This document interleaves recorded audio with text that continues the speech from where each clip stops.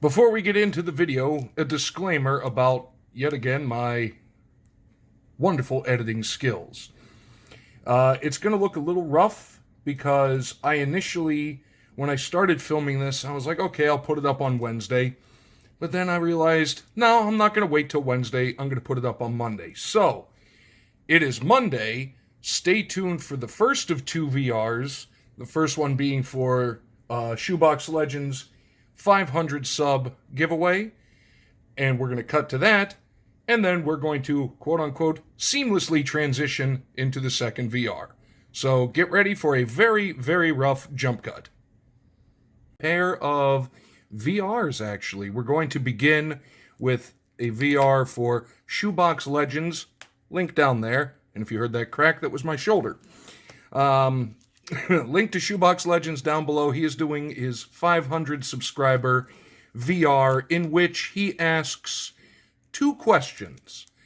The first question being, how have you changed as a collector of cards or anything really? Well, for me, cards. When I was younger, I used to collect everything, and you can see all these boxes. These aren't just for show. These are full and house all kinds of it. But it really wasn't up until I started doing YouTube that I realized that I never truly had a PC or personal collection of anybody or any team in particular. I would mainly just get a bunch of cards and, file them away, use a lot of them for autograph purposes. But once I started doing this, and with the incredible generosity of everybody in the community, I guess I've started building PCs, and that is the biggest way I've changed as a collector. Now I'm collecting Pittsburgh stuff. So Pirates, Penguins, Steelers, Pitt, like University of Pittsburgh. I mean, it's the hometown school. Majority of my family went there. I didn't go there, but they had Dan Marino and Tony Dorsett and Bill Fralick and a lot of really good guys. So, and also he wants you to show some cards, and I'm going to show one that I showed a good portion of recently in my mail day, because this one actually has just really started, and it's thanks to two people in particular, Raven Rips and a Surfer, that my collection of Rhea Ripley, hello nurse, gonna do it every time until she stops me, and then that's gonna be a video, won't it? But Raven Rips sent me a bunch of Rhea Ripley stuff, and now I guess my PC is growing. I think these two I either pulled, or I don't remember quite how I ended up with them. I think Cole may have sent me one, but these two were the more recent, and then Raven sent me quite a few. The Chronicles, and then the one thing I like about the PC, especially with wrestlers now, is it's such a variety of cards. You can actually see the progression. The 2020 Rhea up to the 2022. Little jump, but and now I think I have, what would this be? Plus the relic. And I am all about a relic. So that's 1, 2, 3, 4, 5, 6, 7, 8, 9, 10, 11. And actually 12, because this one, the bronze parallel, was sent to me by a Surfer. So now I have 12 Rhea Ripley cards. We got some shine on that one in my PC, and this is only going to continue to grow. So it's going to be, I guess, right now for the time being, Pittsburgh and Rhea Ripley. Boy, that's an interesting combination. So that was part one. The second part to his VR was he wants you to name and again show cards and a quote unquote extinct brand that you would like to see brought back. Well, I found a couple. And actually, I found 3. 2 of them are TTMs from the past. One of them is a purchase one because I wasn't sure if he actually would TTM, but we're going to find out in the future. And first, I love Studio, and this is Rafael Palmeiro signed.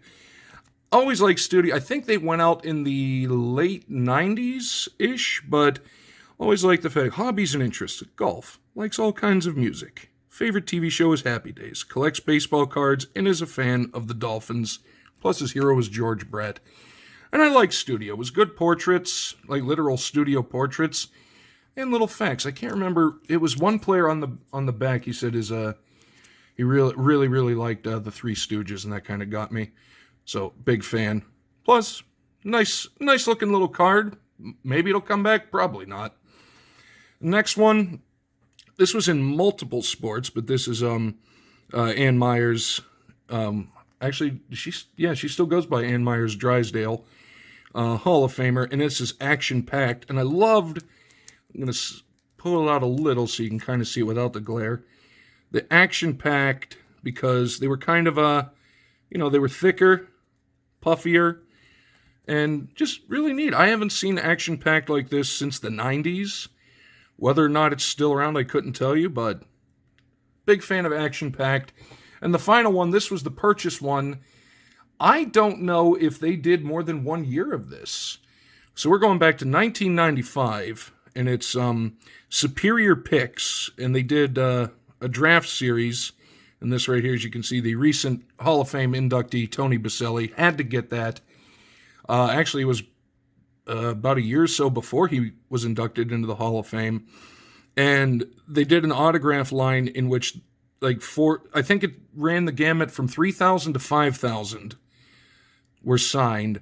And it was a pretty impressive checklist. And I don't think you can even find unopened packs of this anymore. I've been looking on eBay, but I can't. I can find the loose ones. But Tony Baselli, Hall of Famer, he's in this, obviously, because he's right here. Who else was in there? Terrell Davis was in this checklist. Curtis Martin. Oh, and the other really big name, Steve McNair. So, I don't know. Don't know why, but Superior Picks, they all had pretty good photography, all college stuff. And now that, the college, has their own thing for name, image, and likeness, who knows? We might see something akin to this in the future. But, like I said, I can't remember. And there's the back if you'd like to see it. He was number 2 on the checklist. I'm not sure if any of these three are still around in any capacity. I'm fairly sure Studio's gone, fairly sure that's gone, and like I say, I don't know if they did another year of this other than 1995, but that is going to be, excuse me, my VR for Shoebox Legends 500 sub. Link to his channel down below, and because they have helped fuel the PC, link to Raven Rips and a Surfer down below. And stay tuned, because we have another one coming up in just a moment. Alright, everything should be relatively settled by now, so we are going to move on to Part 2, VR Part 2, I should say. This one is kind of a dual-purpose one. It is, and as you can see here, Stacko Comics. The first part is, it is a response to Bearded Comic Bro and Cole's Comic Claims cover challenge. I like doing these when I have the comics, and this one, it was the top 10 teams that you have in comic book form.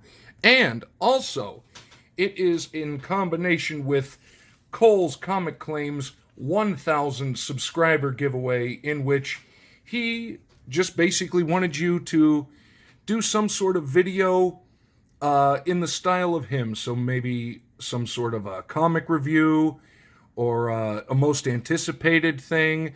Doesn't even have to be comic related or a video.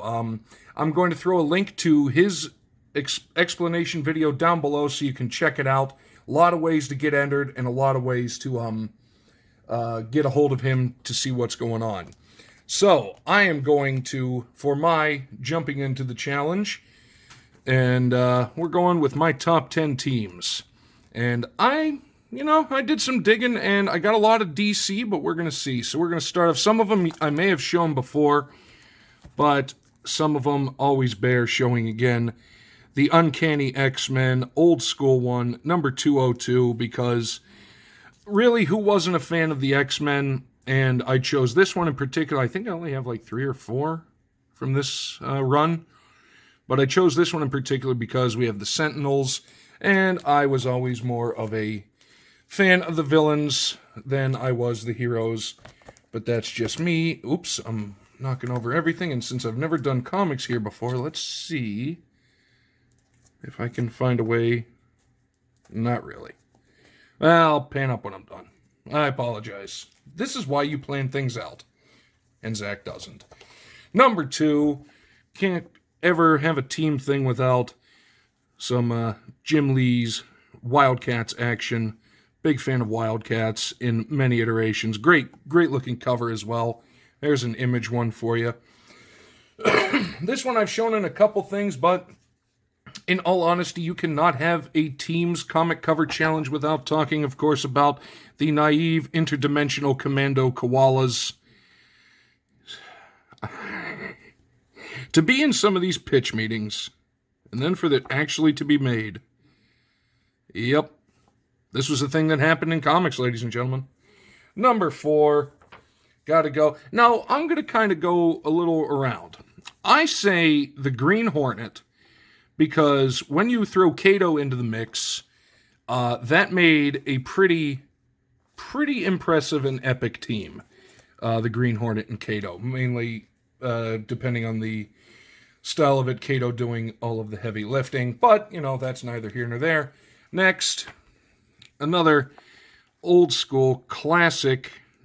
I don't even know where I ended up with this one from. I think it may have been in a pack I got from Ollie's. But from winter of 91, old school, original Justice League. There's so many other ones. There's Justice League America, Justice League United, Justice League Europe, Justice League Dark. But I just want, and this was the only one I actually had of the regular ones, just the regular old standard Justice League. Big fan. Big fan of the cartoons they did as well. Moving on, speaking of cartoons, this actually worked out well. He-Man and the Masters of the Universe. Yeah, if you're a product of the 80s, He-Man and the Masters of the Universe, that is a pretty legendary team, and it's in the coils of King. There is no I, so moving on. Man, I am in a mood tonight. Moving along, another good team, the Green Lantern Corps, because it's not just the Green Lantern. There is the entire Corps, and then and then what is it? Then they have the opposite side ones, the evil ones. I think the Yellow Lantern Corps. Is there a Red Lantern Corps? I don't know, but I do know about Green and Yellow. But as a team, I think they get the nod. And speaking of as a team, they get the nod. Batman and Superman. You got, I know they're dealing with Mongol there, but Batman and Superman, if those two actually combined and stayed as a team, forget it. Nothing you can do. Penultimate one, another product of the 90s. Yep. Mighty Morphin Power Rangers. I said it. We all watched it. Don't watch it again. That's my advice. The old one, sometimes things just need to stay where they are. And the final one, this book actually getting added to the collection rather recently through a win from Alex Big Blue, would be, and growing up, my favorite of all of, actually one of my favorites. There were a couple others, but I don't have any comics of them, but that would be Teenage Mutant Ninja Turtles, Saturday Morning Adventures, the complete throwback to the old days when the only thing we really had to worry about was getting up on time on Saturday for Saturday morning cartoons. Well, there you go. You know what? Love the Turtles. Always have, always will, period. So that is going to be my response and my entry into the Bearded Comic Bro and Cole's Comic Claims Teams Cover Challenge. Link to both of them down below. Also, link to Cole's 1,000 sub video and Shoebox Legends 500 sub video. If you want to check them out and get entered, hopefully you do, because you know what? Everybody has comics laying around, and sometimes you just don't know what you're going to have laying around in a bag that you got at Ollie's for $4.99 a couple years ago. Look, the adolescent radioactive black belt hamsters. Look at that. Double team. So, there you have it. Links to everybody down below. Hope you're all doing well. See you tomorrow for some TTMs and the giveaway of the Carey Price autograph.